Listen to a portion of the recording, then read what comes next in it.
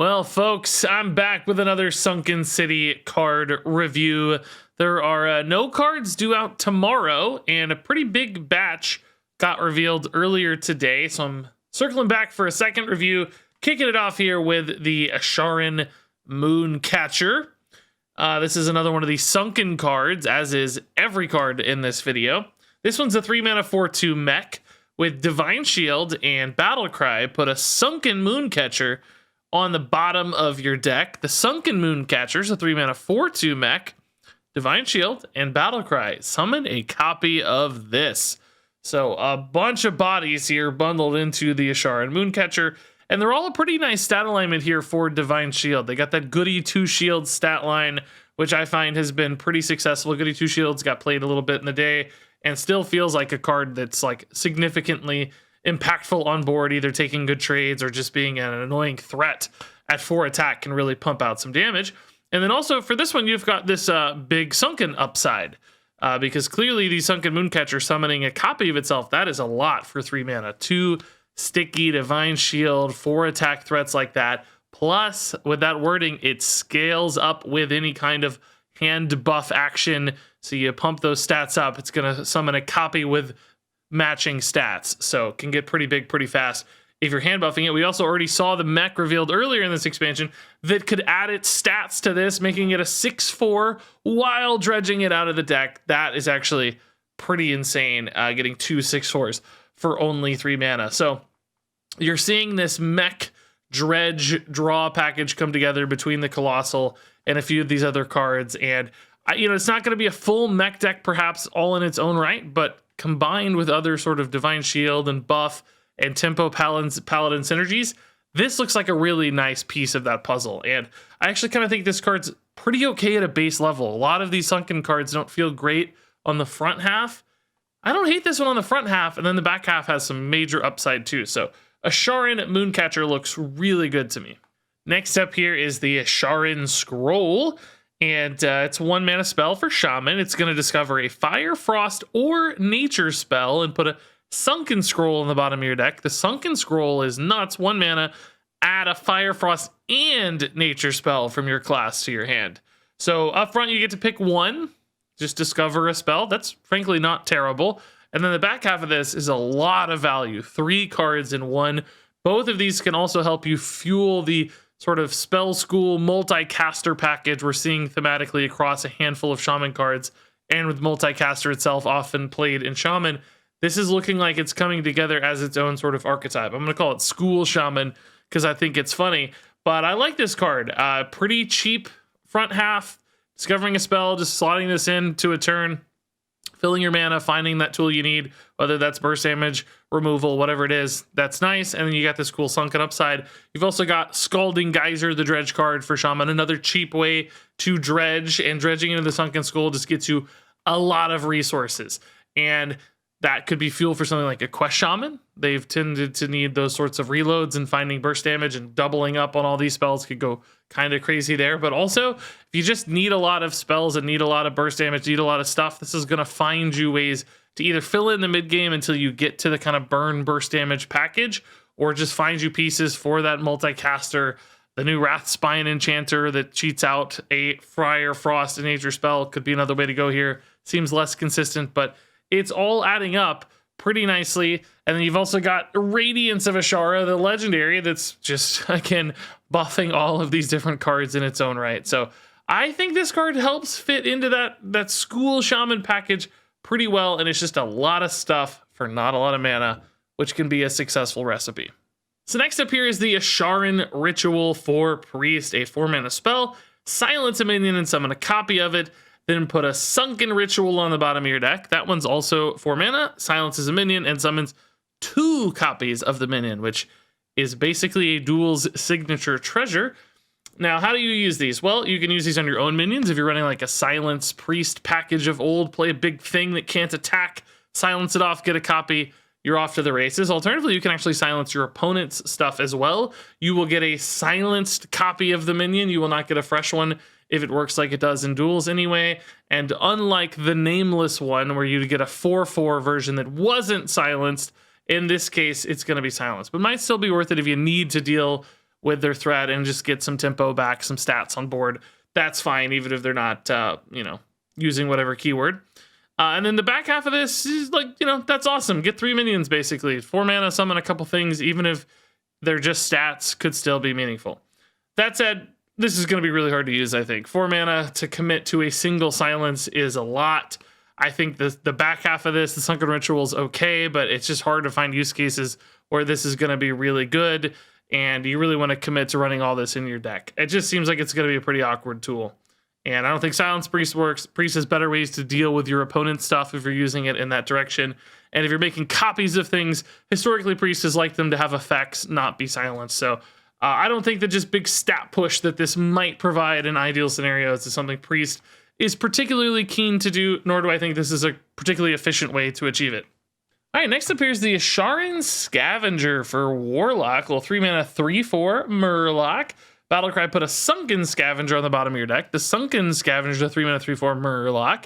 With Battlecry, give your other Murlocs +1/+1 wherever they are. So this is an invigorating sermon sort of buff. It can buff battlefield, hand, and deck, which is like, Keleseth plus, basically, if you want to reference a nice old card.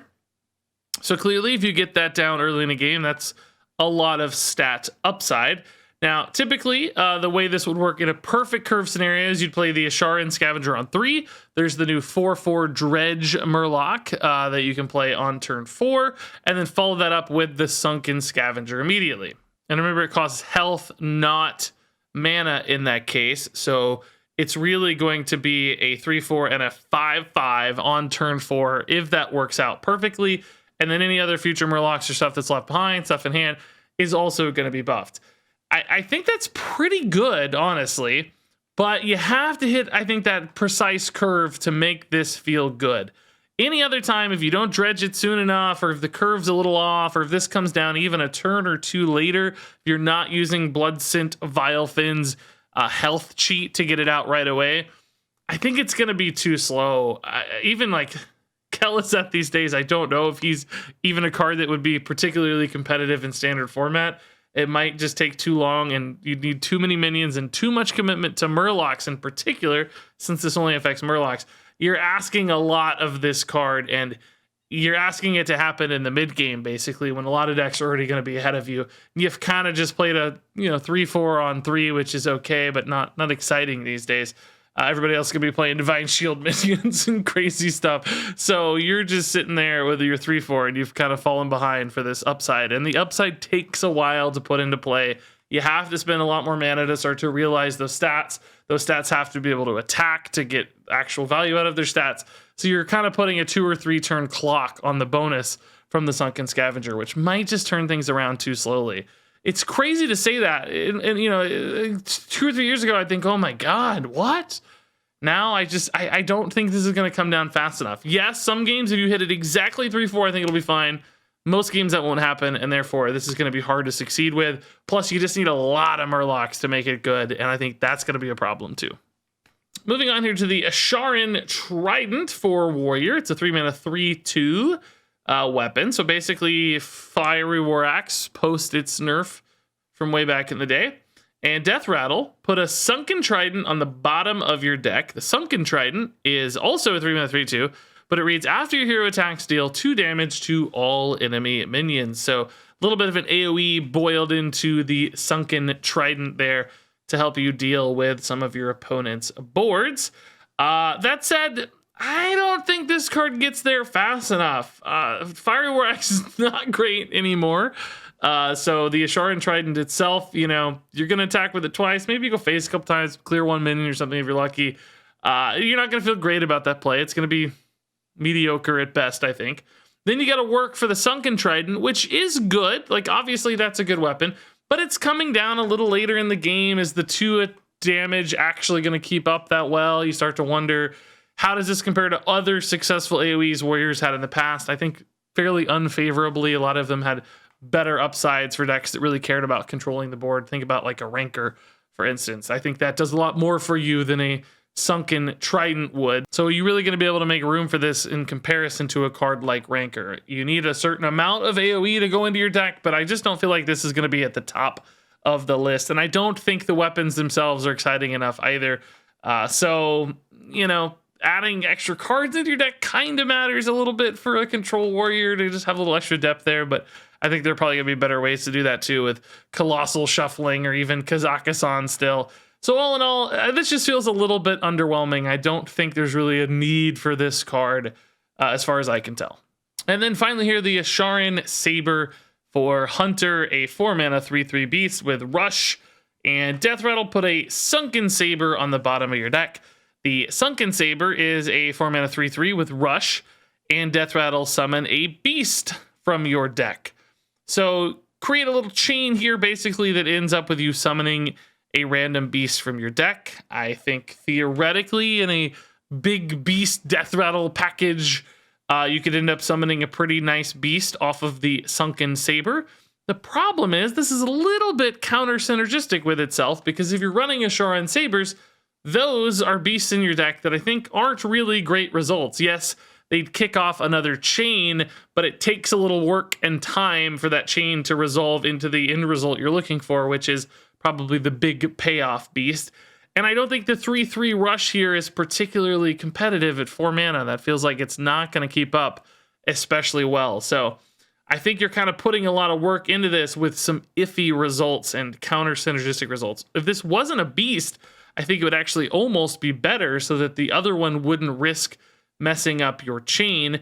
That said, I actually think Hunter just has better ways to do the same sort of thing. If you look at Ramming Mount already, that's like a 4-drop beast that's accelerating your hand, doesn't take as much follow-up, still has the beast and Death Rattle synergies and better stats on the front half. So you don't have to dredge stuff up from the bottom. You're just playing from your hand a lot faster. And I think that achieves the same sort of goals and fills the same needs from a deck building standpoint. So for me, the Asharan Saber, I just don't know why you're running this over other options. And does it actually even ruin the deck it's kind of meant to support? Maybe. And is there any other deck that it has a home for? It doesn't make sense to me in faster decks. So I just don't see this card getting there at all. I feel like I'm being a little harsh on Death Rattle Hunter stuff, but I don't think this is the card. Sorry to say. Stormpike Battle Ram is the name of that card, not Ramming Mount. I think that's the spell. Stormpike Battle Ram. Asharan Mooncatcher is a 4-star card. Asharan Scroll is a 4-star card. Asharan Ritual is a 2-star card. Asharan Scavenger is a 3-star card.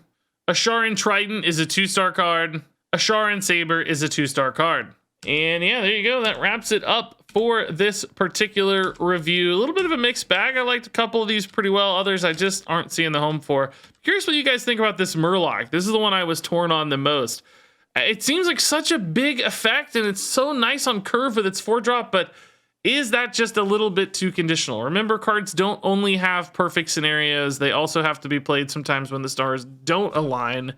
And I worry sometimes this is just going to be sitting at the bottom of your deck for a little too long, and you're going to be really sad that you just played a 3/4. I'm also worried you're not going to have enough Murlocs to fill out the list to make it make sense. But curious to hear your thoughts. So share those in the comments below. Thanks much, as always, for watching, and until next time, game on.